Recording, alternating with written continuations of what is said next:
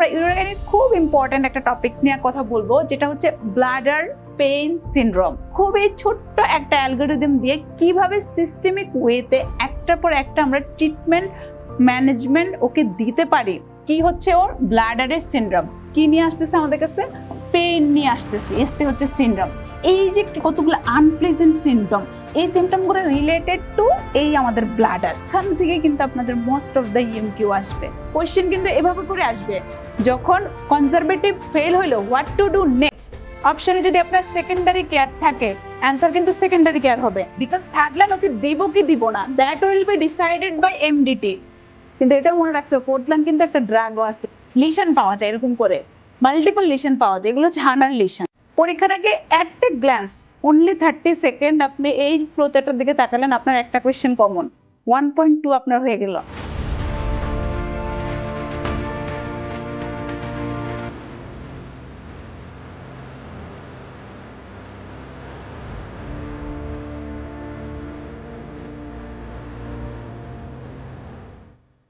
আসসালামু আলাইকুম, আমি ডক্টর শাহিনুর। আপনার MRCOG Part-2 কোর্স নিয়ে আছি SsAcademy-তে। দীর্ঘদিন যাবত আমি MRCOG Part-2 কোর্সটা নিয়ে আছি।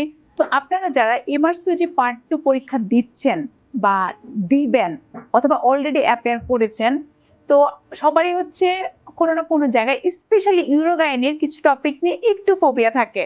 আজকে আমরা ইউরোগাইনির খুব ইম্পর্টেন্ট একটা টপিক নিয়ে কথা বলবো, যেটা হচ্ছে ব্লাডার পেইন সিনড্রোম। এই যে ব্লাডার পেইন সিনড্রোমটা কি, এটা খুবই ইজি ওয়েতে সিনড্রোমটা কি, কেন হচ্ছে, কি কি ক্লিনিক্যাল ফিচার থাকতে পারে, কি কি ইনভেস্টিগেশন করে আমরা খুব ইজিলি ডায়াগনোস করতে পারি, তারপরে খুবই ছোট্ট একটা অ্যালগরিদম দিয়ে কিভাবে সিস্টেমিক ওয়েতে একটার পর একটা আমরা ট্রিটমেন্ট ম্যানেজমেন্ট ওকে দিতে পারি। এবং এই কোয়েশ্চেনগুলাই কিন্তু আপনাদের জন্য ইএমকিউ কোয়েশ্চেন হিসেবে আসে। আপনারা জানেন যে MRCOG Part-2 সবচেয়ে গেম চেঞ্জার হচ্ছে ইএমকিউ কোয়েশ্চেনগুলো, যে যত বেশি ইএমকিউ কারেক্ট করতে পারেন তার জন্য পাস করাটা খুবই ইজি হয়ে যায়। আর এই যে একটা অ্যালগরিদম থেকে কিভাবে খুব ইজি ওয়েতে জাস্ট অ্যাট এ গ্ল্যান্স আপনি বুঝতে পারবেন যে কোনটার পরে কোন স্টেপ, কোন স্টেপের পরে কোন স্টেপ আসবে, এটা আজকে আমরা খুব ইজি ওয়েতে জাস্ট হচ্ছে আমরা একটু বলবো যে কখন কোন জিনিসটা কোথা থেকে আমাদেরকে পিক করতে হবে। ঠিক আছে, তাহলে আমরা একটু দেখি কিভাবে এটা পড়া যায়। প্রথমে আসি, আমি কি বলছি যে BPS মানে হচ্ছে কি bladder pain syndrome, that is BPS। দেখেন নাম থেকে আমরা বুঝতে পারতেছি সিমটমটা কার, সিনড্রোমটা কার, ব্লাডারের।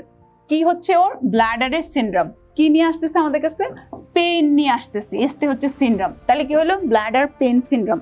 তাহলে এখন এটা যদি আমি একটু ডেফিনেশন বলি, আমরা আসলে আমাদের ডেফিনেশন কেউ কখনো কোথাও জিজ্ঞাসা করেন, আমরা আমাদের একটু নিজেদের মতো মনে রাখার জন্য, যে এখানে কি থাকবে, একটা আনপ্লেজেন্ট সেন্সেশন থাকবে। সো এই যে what do mean by unpleasant, ওর কি থাকতে পারে, এখানে পেইন থাকতে পারে, ওর কি থাকতে পারে, ওর হচ্ছে প্রেশার থাকতে পারে, সে সবসময় লোয়ার অ্যাবডোমেনে একটা প্রেশার ফিল করে।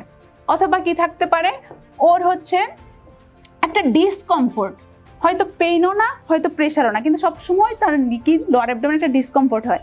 এই যে কতগুলো আনপ্লেজেন্ট সিমটম, এই সিমটমগুলো রিলেটেড টু এই আমাদের ব্লাডার। তাহলে unpleasant sensation, pain, pressure or discomfort that is related to the bladder which is associated with lower urinary tract syndrome। আপনারা অলরেডি জানেন লোয়ার ইউরিনারি ট্র্যাক্ট মানে কি, ব্লাডার আর হচ্ছে কি ইউরেথ্রা। সো এই সিমটমগুলো অ্যাসোসিয়েটেড কার সাথে, লোয়ার ইউরিনারি ট্র্যাক্টের সাথে। এবং এইটা কতদিন হইতে হবে, ডিউরেশনটা হচ্ছে মোর দ্যান 6 উইকস। এখন এইটা যদি মোর দ্যান 6 উইকস হয় তখনই কিন্তু আমরা BPS বলবো না। যখন আমার কি হবে, এইটার পিছনে কোনো আইডেন্টিফাইবল কজই আমি খুঁজে পাবো না, দ্যাট মিনস কি নাই, কোনো ইউরিনারি ট্র্যাক্ট ইনফেকশন নাই, কোনো স্টোন নাই, কোনো ম্যালিগনেন্সি নাই, কোনো টিউমার নাই, এটা হচ্ছে তখন BPS হবে। দ্যাট মিনস এটা হচ্ছে কি ডায়াগনোসিস অফ এক্সক্লুশন। ঠিক আছে, তাইলে আমার কি করতে হবে, আগে সবগুলো ইনভেস্টিগেশন করতে হবে।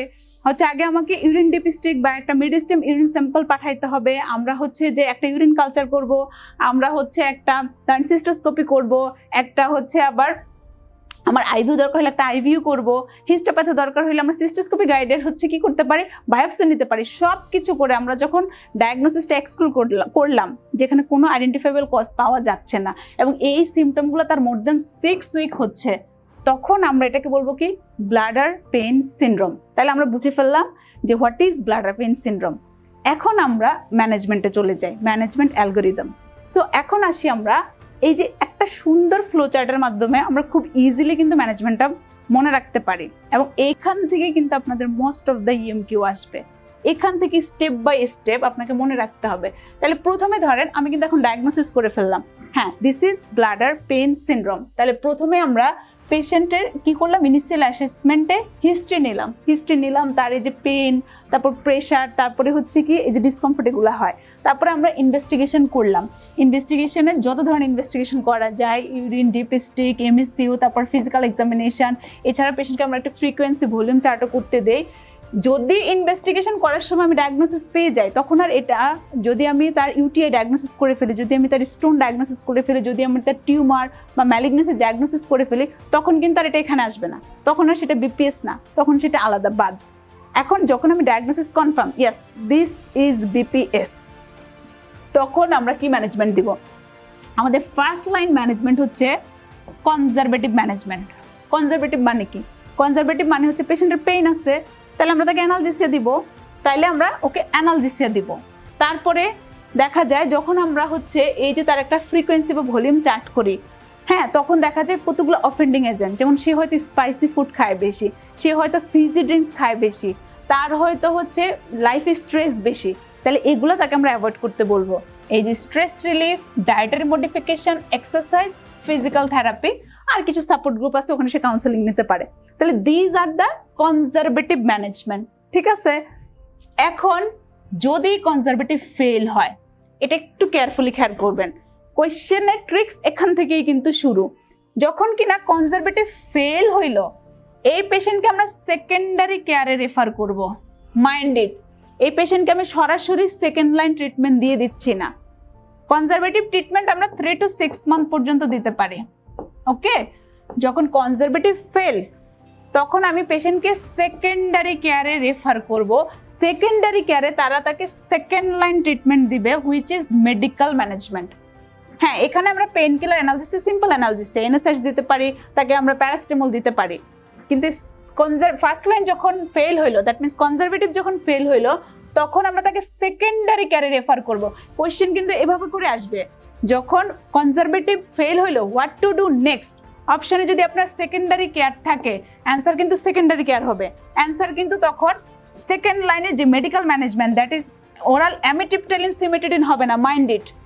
এখানে কিন্তু ভুল হয়, আমরা কিন্তু ফ্লিপ করে ফার্স্ট লাইন থেকে থার্ড লাইনে চলে যেতে পারবো না, আমরা কিন্তু ফ্লিপ করে ফার্স্ট লাইন থেকে সেকেন্ড লাইনে চলে যেতে পারবো না, বিকজ ফার্স্ট লাইন যখন ফেল হবে আমি তাকে সেকেন্ডারি কেয়ারে পাঠাবো। তবে হ্যাঁ, যদি সেকেন্ডারি কেয়ার আপনার অপশানে নাই থাকে, তখন আপনি second line management, that means medical management, that means oral amitriptyline or cimetidine আসবে। তাহলে এই ট্রিক্স আপনাকে জানতে হবে, এই জিনিসটা আপনাকে বুঝতে হবে, আদারওয়াইজ আপনি তো পুরো ফ্লো চার্টের A to Z মুখস্থ করে গেছেন। আপনি যদি এইটাই ভালো মতো খেয়াল না করেন, আপনি তো জানা জিনিসটা ভুল করলেন, আপনি বুঝতেই পারবেন না। আপনার ইএমকিউ তো 1.2 মার্কস, আপনার 1.2 মার্কস কত ইম্পর্টেন্ট পরীক্ষার হলে বোঝা যায়, বা পরীক্ষার রেজাল্ট দিলে বোঝা যায়। যখন দেখা যায় মানুষ 0.5 জন্য 0.2 জন্য ফেল হয়ে গেল, তখন বোঝা যায় 1.2 কত ইম্পর্টেন্ট। তাইলে আমরা সেকেন্ড লাইন ট্রিটমেন্ট কি দিলাম ওকে, এমিটিপটাইলিন অর সিমেটিডিন। এখন আবার আরেকটা টুইস্ট, যখন আমার সেকেন্ড লাইন ফেল হইলো, এইবার তাকে আমরা রেফার করব এমডিটিতে। এমডিটিতে অনেকেই থাকবে, এমডিটিতে পেইন ম্যানেজমেন্ট টিম থাকবে, সাইকোলজিস্ট থাকবে, ইউরোগাইনোকোলজিস্ট থাকবে। সো এইটা আমাকে মনে রাখতে হবে, সেকেন্ড লাইন ফেল হইলে সাথে সাথে থার্ড লাইন আমি যাব না, নেভার। সেকেন্ড লাইন ফেল হইলে আমি তাকে এমডিটিতে রেফার করব। এইটা কিন্তু ফ্রিকুয়েন্টলি আস্কড একটা কোয়েশ্চেন, এইটা কম আসে, সেকেন্ডারি কেয়ারে রেফার কম করে। এই কোয়েশ্চেনটা হ্যাঁ করি, এই কোয়েশ্চেনটা কম আসে, বাট এই যে সেকেন্ড লাইন ফেল হইলে যে এমডিটিতে আমরা রেফার করি থার্ড লাইন দেওয়ার আগে, বিকজ থার্ড লাইন ওকে দিব কি দিব না, that will be decided by MDT. এটার ডিসিশনটা নিবে এমডিটি, আমি ধাস করে ওকে থার্ড লাইন দিয়ে দিব না, এমডিটি ডিসিশন নিবে যে ওকে থার্ড লাইন ম্যানেজমেন্ট ওকে দিবে কি দিবে না। সো এটা আপনাকে খুব ভালো মতো মাথায় রাখতে হবে, কেয়ারফুলি খেয়াল করতে হবে, কারণ ফ্লো চার্ট দেখিয়ে সেকেন্ড লাইন থেকে থার্ড লাইনে লাভ দিয়ে চলে যাওয়া যাবে না। থার্ড লাইনে যাওয়ার আগে এমডিটিতে যাইতে হবে, এমডিটি ডিসাইড করবে থার্ড লাইন কি দিবে। থার্ড লাইন হচ্ছে ইন্টারফেসিক্যাল থেরাপি, দ্যাট মিনস সিস্টোস্কোপি করে ব্লাডারের ভিতরে আমরা কি দিয়ে আসবো, ব্লাডারের ভিতরে আমরা কিছু ড্রাগ দিয়ে আসবো। এগুলো হচ্ছে ইন্টারফেসিক্যাল ডিএমএসও, হেপারিন বোটুলিনাম টক্সিন টাইপ এ। এখানেও আবার দেখেন বোটুলিনাম টক্সিন কিন্তু টাইপ এ বি দুই রকমই আছে, but this will be botulinum toxin type A, because এটা কি করবে, ব্লাডার মাসেলগুলোকে রিল্যাক্স করবে, ঠিক আছে। অথবা lidocaine, chondroitin sulphate, hyaluronic acid এগুলো দেওয়া যায়। তাহলে কি হইলো, সেকেন্ড লাইন ফেল হইলে আমরা এমডিটিতে রেফার করলাম। তারপরে এমডিটি ওর জন্য থার্ড লাইন ম্যানেজমেন্ট দিবে কি, এন্টাভেসাইকাল ডিএমএস দিতে পারে, তবে খুব কমনলি যেটা দেয় সেটা হচ্ছে বোটুলিনাম টক্সিন টাইপ এ। এখন আনফর্চুনেটলি ওর থার্ড লাইনটাও ফেল হইল, এইবার কি করবে, এইবার দেবে নিউরোমডুলেশন।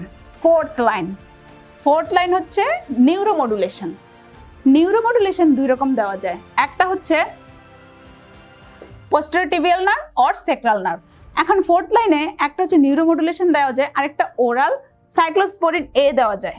এই কোশ্চেনটা প্রায় সময় আসে, কারণ অনেক সময় দেখা যায় আমরা কি নিউরোমডুলেশনটাই মনে রাখি, এটার সাথে যে আরেকটা ড্রাগ আছে এটা অনেক সময় আমরা ভুলে যাই, কিন্তু এটাও মনে রাখতে হবে ফোর্থ লাইন কিন্তু একটা ড্রাগও আছে, সেটা কি, সেটা হচ্ছে ওরাল সাইক্লোস্পোরিন এ। আনফর্চুনেটলি আমার ফোর্থ লাইন অফ ফেল। এখন এই পেশেন্ট কই যাবে, এখন ফিফথ লাইন হচ্ছে কি সার্জিক্যাল ম্যানেজমেন্ট। তার মানে এই পেশেন্টে কি করতে হবে, এই পেশেন্টের সিস্টোস্কোপি করলে অনেক সময় দেখা যায় হাইড্রোডিস্টেনশন পাওয়া যায়, মানে সিস্টোস্কোপি হাইড্রোডিস্টেনশন করে অনেক সময় ছোট ছোট কিছু লিশন পাওয়া যায়, যেটাকে আমরা হানাল লিশন বলি। যেমন আমরা প্রথমে যে ছবিটা দিয়ে শুরু করছি, যেমন এই যে এখানে এটা ব্লাডারের এপিথেলিয়ামের মধ্যে কতগুলো ছোট ছোট জায়গা, এই যে এই জায়গাগুলা এখানে মাল্টিপল হচ্ছে লিশন পাওয়া যায়, এরকম করে মাল্টিপল লিশন পাওয়া যায়, এগুলো হচ্ছে হানার লিশন।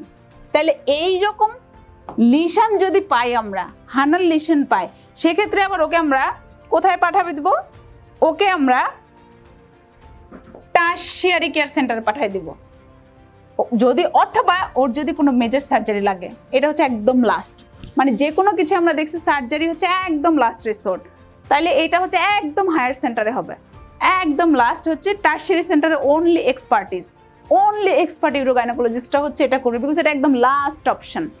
তাহলে এবার তো আমরা বুঝলাম ছোট্ট একটা ফ্লো চার্ট, কিন্তু এটা যে কোনো জায়গা থেকেই কিন্তু কোশ্চেন হইতে পারে, এবং কোশ্চেনগুলো ইএমকিউ কোশ্চেন হয়। আর কোশ্চেনের টুইস্ট কিরকম দেখেন, আমি যখন অ্যাট এ গ্ল্যান্স আমি যখন তাকাচ্ছি, ও আচ্ছা এটা তো ফার্স্ট লাইন, এটা তো সেকেন্ড লাইন, এটা থার্ড লাইন, এটা fourth line, fifth line, but না, এভাবে করে পড়লে কিন্তু কি মিস হয়ে যায়।